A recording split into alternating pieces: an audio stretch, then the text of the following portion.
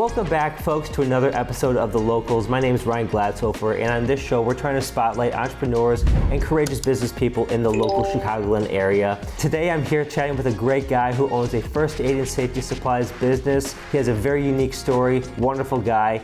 I'm thrilled to welcome Andy Lawless. Thank you so much for joining me. I really appreciate your time. Oh, you're welcome. Nice to be doing this with you, Ryan. When I first heard about your story and how you basically provide first aid kit supplies to local businesses, you don't really think about who supplies that. This is a very specialized and unique business. I'm curious, what sparked the idea to start this on your own? How did you kind of fall into this area? Falling into it is a great way of putting it. I was 21 years old, not knowing what I was doing, going to school part-time, working part-time. My brother-in-law was running a company that did this called Respond. His daughter worked for him. She was going to serve in the first Gulf War, and they needed a fill-in for 3 months while she was away. So he reached out to me, told me about the job, thought it sounded interesting. It was more money than what I was making at Courtesy Home Center, which was about $4.95 an hour. So I'm like, yeah, let's do it. Why not? Yeah, exactly. And that 3 months has turned into 35 years. It wasn't easy from the get-go. It wasn't something that just automatically took to. Why is that? There was no monitoring of what you were doing. You were kind of basically given a van, a set of keys, and a route. And you had to get it done. There was nobody telling you when to get up in the morning. There was no clock to punch in. It was before cell phones. So you were out on the road and you had to check in by payphone. You had to map it all out on with the map book. There was no Google Maps. There was no GPS for us. So it was challenging as a 21, 22-year-old to kind of get into the good habits to be successul. And it wasn't a real linear journey. I mean, there was days where I thought, why do I want to do this? Well, I should do something else. I should go back to school. This probably isn't for me. Right. But there was other days that were really successful, and I thought, wow, I'm actually decent at this. So I would assume they would give you the medical supplies, and you were just going to different businesses to drop it off and refill. You go in, you go to the first aid cabinets in the facility, you check them, you make a list of the items that they needed replenished. You go out to the van, you have everything on the van, you bring it back in and refill. 35 years later, and that's still the way I do it. How did you go from there to, do I want to strike out on my own? How did that transition happen? The company I was working for, Respond, was bought out by a large uniform company. When they bought it out, the entire culture of the business shifted. It was no longer centered on customer service as much as... It was a different vibe, different culture. Yeah, it was more about how much can you put in the first aid cabinet and maximize sales. Profits. Absolutely. And it went from the attitude of talk to a customer, see if they're interested in this, to I'll just do it, they won't notice.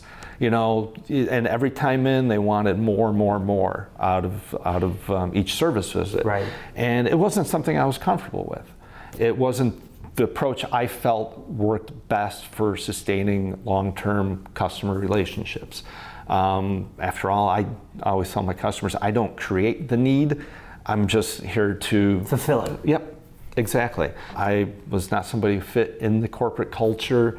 I saw that there was really no path for me forward. I didn't want to move forward in that environment. I felt a little trapped. Wasn't really sure kind of where I'd go next or what I would do next. I had one of their management trainees out with me on a service ride. And she's like, why don't you do this on your own? I'm like, I don't know. You're really good at it. Your customers really like you. You know what you're doing. I'm like, it's a fair point. Yeah, you're not wrong. No. And I started looking into it after a few months of getting everything organized, put in my 2-week notice and left and started on my own. Did you start from ground zero? Yeah, it was a bumpy road. My customer base was very welcoming to me. For the most part, I couldn't go after a lot of that business due to a no-compete clause. I just got out there and knocked on doors. Made my point of why ATL First Aid was a better option for their first aid and safety needs. Walk me through, who exactly do you serve? Municipalities, I have a number of those, police departments, public works departments, libraries, a lot of small manufacturing, tooling, small plastics manufacturers, some larger ones. I have customers anywhere from the Wisconsin border down to Batavia, St. Charles, Woodridge, and kind of anywhere in between. The largest customer I've ever had. As they expanded, they're like, we're worried if you'll have the bandwidth to serve us the way we need to be taken care of. Right. Big, huge account. I explained to them that I certainly can, that I'm very flexible in what I can do. I make all my decisions. I am willing to do whatever I needed to do. I brought people on board, and we did that, and adjusted to what they needed, and it's been a huge success. It was a real turning point in the business. Well, the one kit that you have here, you have non-aspirin, you have pain relievers, ibuprofen, bandages. How do you create a first aid kit? Are there standards to it? Are they all the same? Because of OSHA regulations, people need to have first aid items on hand to take care of their employees. There's a basic list, standard items that need to be in the first aid kits to achieve compliance. A lot of these customers, kind of go above and beyond what is absolutely necessary because they realize that this creates goodwill with their employees. Every business would have this. That's why I found you to be incredibly fascinating to interview. I'm selling myself. I'm selling my personality, my work ethic. I think it's important to add value to the product that's going in the cabinet, and you do it by the experience that I bring to it, the consistency of showing up and taking care of things. Peace of mind. Yeah, they know it's going to be there when they need it. The relationship that you're going to create with me is going to be better. And Absolutely. I can promise you that. Absolutely, it's going to be better. The transparency of what I do. There's no silly, energy charge or service charge. No garbage fees. No, none. Everyone else in the business does it. My customers aren't under contract. My approach is I need to earn that business with every visit. I'm doing this job and I'm going to earn the right to come into your business and sell you these products. Damn it, I respect that. It's definitely probably a bit of an old school attitude. I could see the financial benefit as a business owner locking people in for a contract, because then you can do what you want, and you're going to make your money, and it's probably easier to plan and know that, well, my income is set at this. But I think ultimately you're not doing right by the customer. It's easy for those companies then to not do their job. You also offer different other services and training. We do a full line of PPE products, hearing protection, safety glasses, respiratory protection, hand protection. We also service eye wash stations, AEDs. Along with all that, training. We offer a full line of OSHA compliance training: CPR, first aid, AED, bloodborne pathogen, fire extinguisher, forklift, right to know, lockout, tagout, and anything else you could think of. How long have you been in business for? Over 25 years now. Many small businesses don't make it. What is your perspective on where you started from humble beginnings and the success that you've had? You're starting from scratch and you're grinding away. It took a while to get to that first paycheck. I mean, it was always profitable, but it was a matter of keeping the money in the business to keep the business growing. You obviously have to manage things and be aware of what's going on and watch the bottom line. When the economy really tanked, it was 2008, those got to be some lean times. I never thought about getting out of the business. I never thought that it wasn't going to work. Kept plugging away and things picked up. It grew into being more than I ever thought it was going to be. I assume in this industry, you have your own support group, you have other businesses that you talk to, and then you have your family. You want to dive into how that's kind of kept you level-headed even during those difficult times? I think one of the biggest helps that I've had is a buddy of mine that when I started in the business, he was working at the same place I came into. He went out and started his own probably about 6 years before I did. So when I got into it, I would call him all the time and ask him questions, find out where he got product or how do you deal with this. It was a great resource to have, somebody who understood the business. For anyone else that wants to become an entrepreneur, face uncertainty head on, figure things out, sell themselves, any advice for new entrepreneurs? Don't be afraid to try it. I mean, the worst thing that could happen is you fail. And that's not the end of the world. Follow through. Pick something that you know. When I got into it, I remember a friend of mine said, well, weren't you afraid of failing? I'm like, nope. Why? Work has to get done, and I'm the one who has to do it. Ultimately, it's you against you, really. It all falls on me. As a small business, you have to remain flexible to adjust and be willing to say yes to things. And you also have to occasionally learn to say no. And that's the hard part. The one thing that owning a business, the psychology of it just hits me over the head, is one moment I can feel like, yeah, I got this, I know this, things are going well, things are great, business is good, my customers appreciate what I do, the future is bright on this.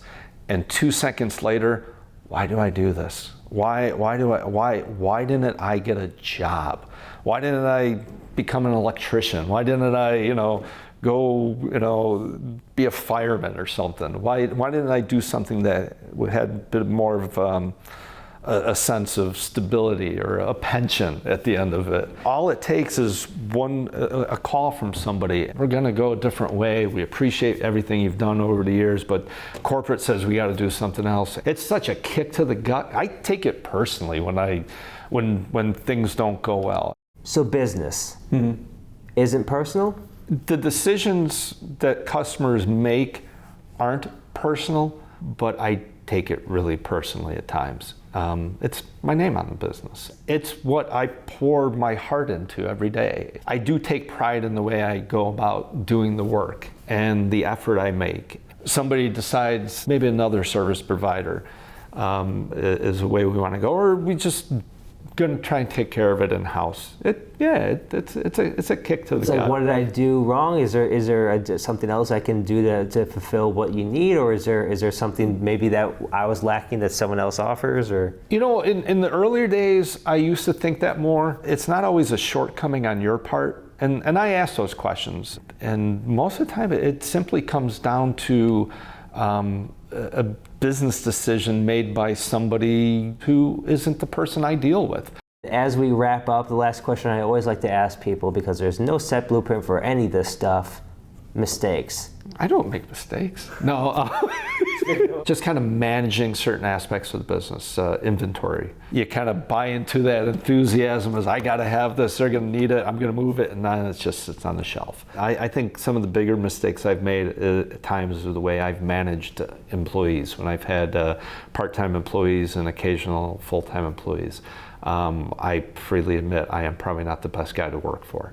Very set in the way I like things done. That's one of the reasons why I started my own business, because I believed that the way I can go about doing it was right for me.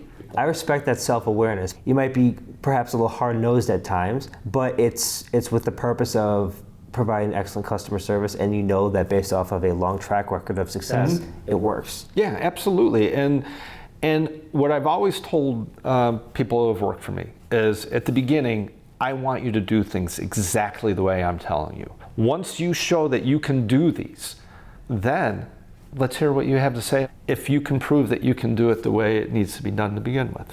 And sometimes it doesn't always work. As much as it might sting sometimes, everything happens for a reason. Absolutely. Pick yourself up and you go on another day. It's only work.